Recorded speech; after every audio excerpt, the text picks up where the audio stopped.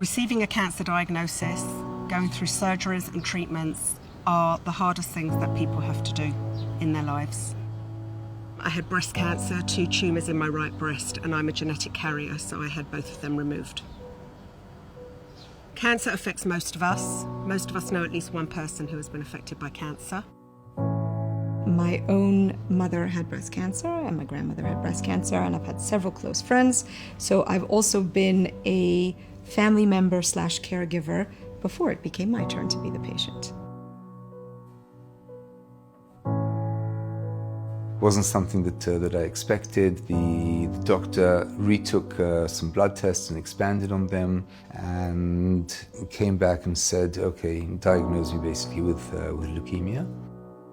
I got the phone call from my doctor while I was teaching. So the diagnosis was that I have breast cancer that unfortunately had spread into a lymph node. Chemotherapy is without doubt one of the worst things I've ever had to experience in my life. It is a very difficult time in a person's life. It's very demeaning, and it does horrible things to you as a person, physically and emotionally. I've been going there nearly every week to hospital. Not something I look forward to. I remember going to my very, very first session of chemotherapy, and I got a shock. I was a bit taken aback when I first walked in. You're basically another number.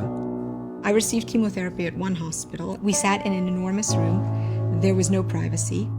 The room itself was quite daunting. It was dark, it was cramped, didn't smell great.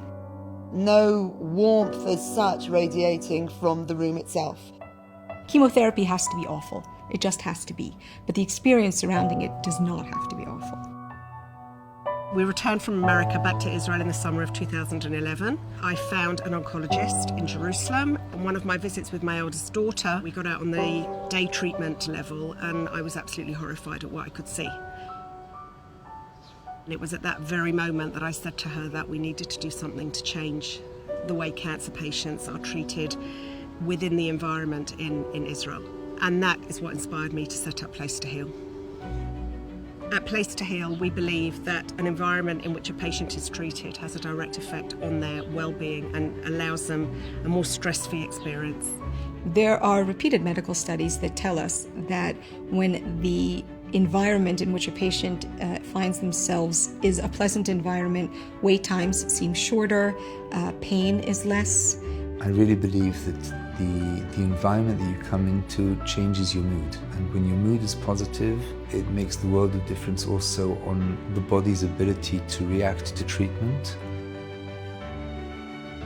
We will be taking a room, we will be making sure that the recliners in the room are comfortable and maybe even sort of newer and a bit narrower so the patients can have more space between them.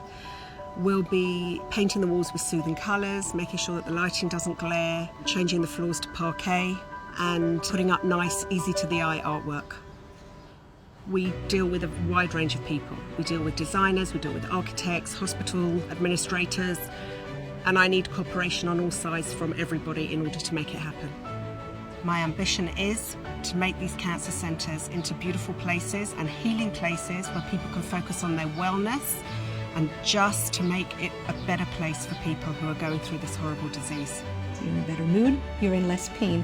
You're in less pain, treatment goes better, you get better, you are better. So it's really important to have a physical environment that is conducive to these things because it's been proven already by science. Coming into a place which would be inviting could make the world of difference. And this is where Place2Heal comes with a solution which is unique. Place2Heal is a wonderful venture that can greatly change the attitudes and feelings of cancer patients coming for treatments. Simply put, Place2Heal is there to change people's lives by changing the environments in which they receive their life-saving treatments.